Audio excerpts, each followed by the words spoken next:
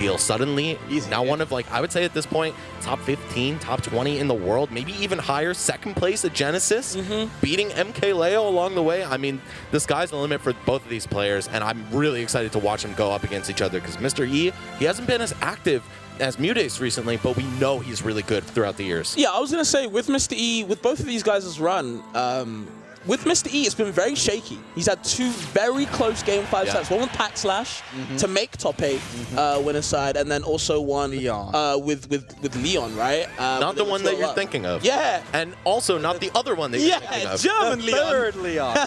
No, but the thing that impresses me about Mr. E today is his composure. Right. He is unshakable. And even if you can argue, like, okay, MuteAce is a more proven player, you can never make the upset if you don't have the composure. That's where it starts. So Mr. E, he's got a good start to him. Let's see if this game he can turn MuteAce's good start into something a little bit better for him. Because right now MuteAce is looking extremely powerful. And this is, you were talking about it, Max, earlier, right? How like the Peach Swordy allegations have been, they've been disproven mostly. This character functions against swords, and I think in this particular case, it's mostly because of Lucina's floatiness being a huge limitation.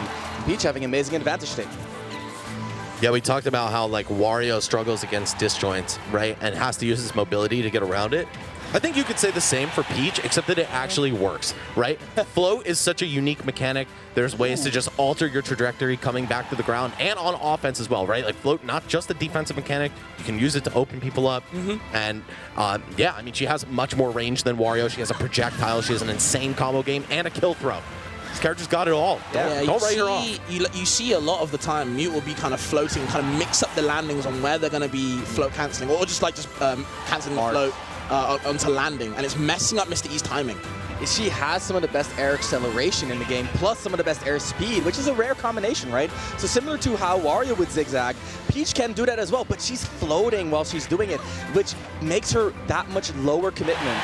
And that is really what we're seeing from Mute here. And that's why it's so hard for Mr. E to get that solid final hit, because he's never sure of exactly where MuteAce is going to be. And if you commit wrong, MuteAce is going to come back, get a huge combo, and get huge momentum. But yeah, in that situation, MuteAce not being tricky enough for Mr. E, for Mr. E's advantage state. Yeah, I think like Lucina is one of those characters who doesn't really have long combos, right? She thrives on playing the advantage state, keeping you in the air over and over again. And the fact that Peach can make you have to second guess that over and over, it's so rough, right? And I think low-key, bro, Peach might even win this matchup in the year 2023. Yeah, I'm not surprised by that statement at all, because like you said, with the the allegations, I feel like more and more as the meta's progressing, the Peach players are figuring something out against these swordies. They're finding their time to kind of mix up their landings and kind of punish, kind of stuff out Mr. E before they can even get their hitboxes started. Talking about having time, Mr. E, he's at his best when he is limiting Mute's options, right? And that's what we're seeing as well.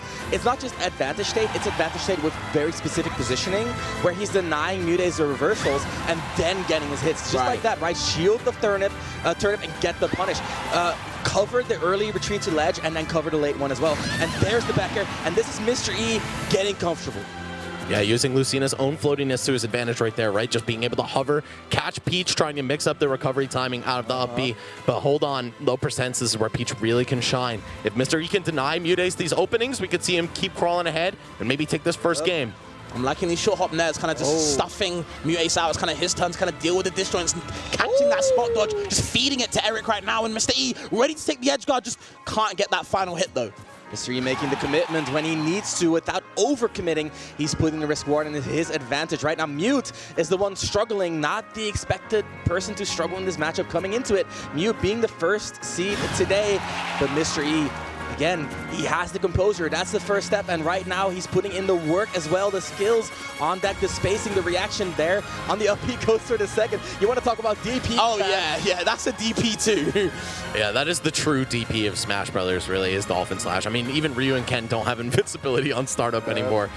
So I think that's such a huge X factor for Lucina in this matchup. If Peach's shield pressure isn't pixel perfect, Lucina can get out of there, and you can see denying him those combos over and over again, shutting that pressure down. That allowed Mr. E to crawl into the advantage in that matchup and actually sealed it out. I might be capping saying Peach might win this matchup. Mr. E is playing it to a T. Absolute textbook gameplay right there. For sure. Making it feel like the old days. I think the biggest thing that we're seeing here is that up B, I know it missed twice in a row, but the presence of the up B means that Peach cannot pressure up close the way she wants to. And when Marth is that much stronger in the mid-range, and Peach is not that much stronger in the close range, it kind of feels like Lucina is kind of like eking out the advantage, right?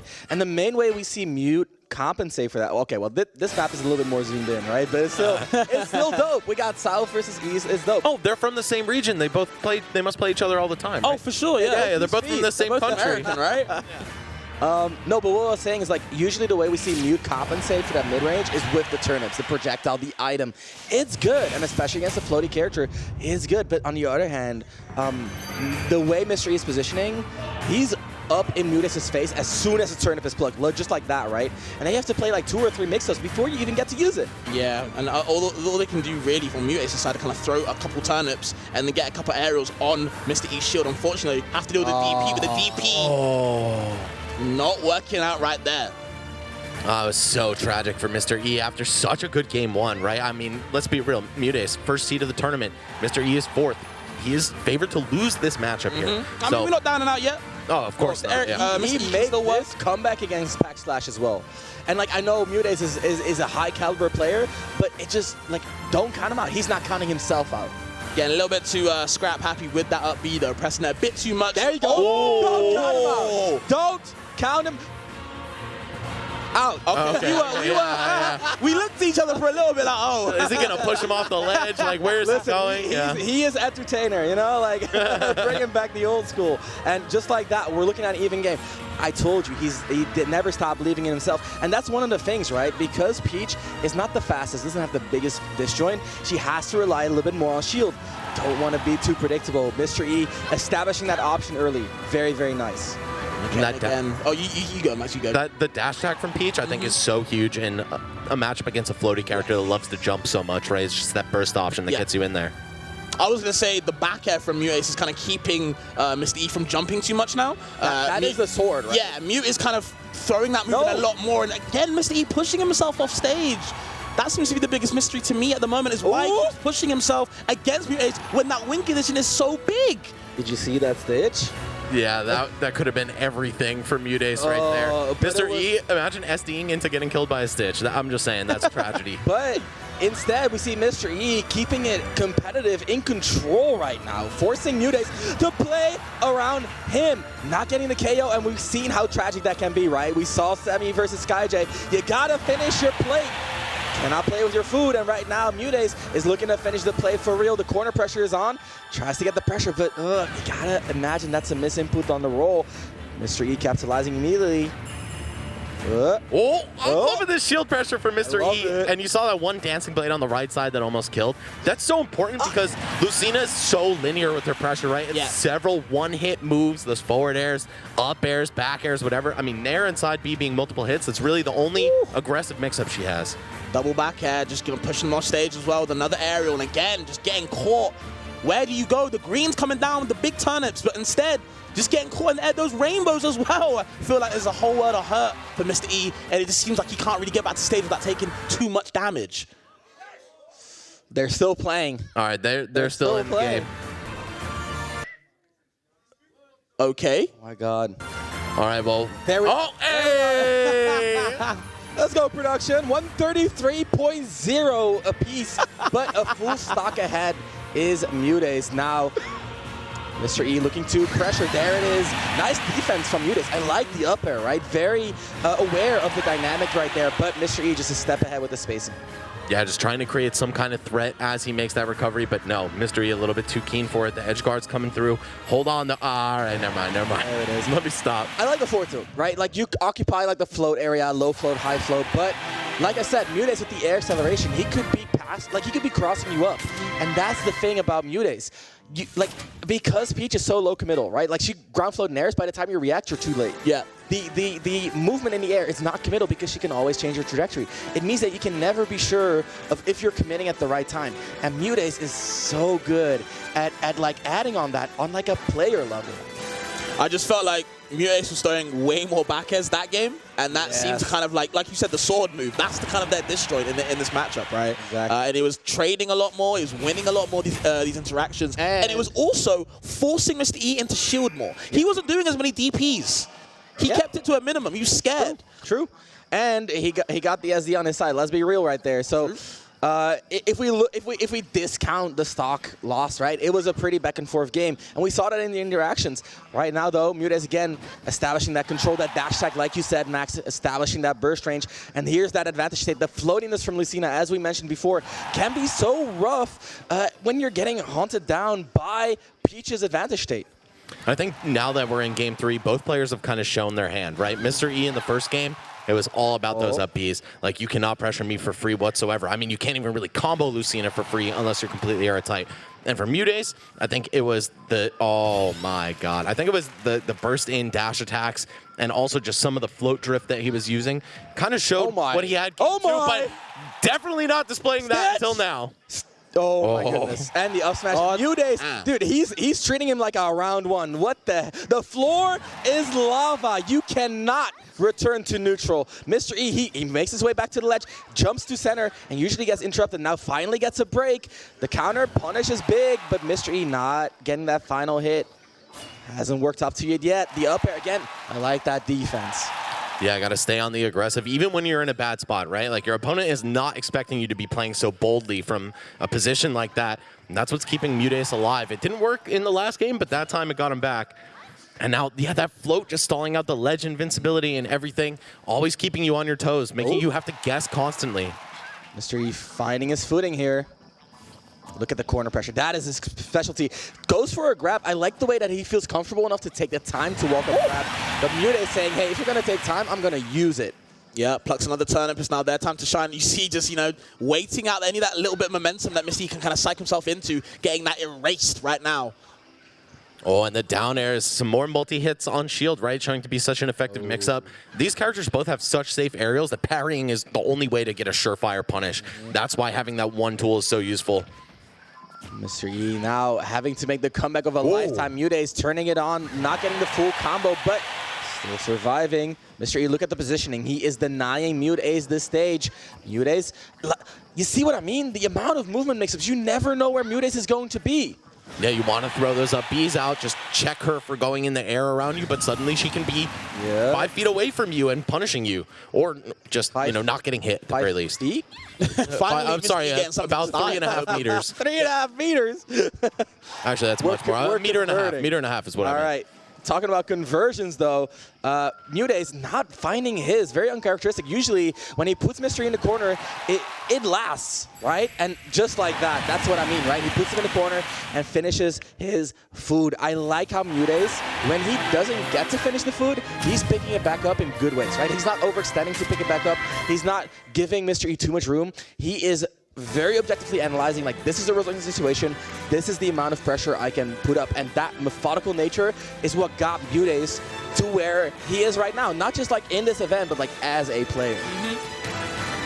Yeah, one of the best in the business for a reason, but Mr. E, I mean, don't forget about him, right? He took a lot of time out here in Europe practicing the game, but also just he has a win on Zomba. Right, yeah, a recent one. Recent. Yeah, dude, he's a beast, and a pedigreed player, once again, good at Brawl, great at Smash 4, and great at Ultimate.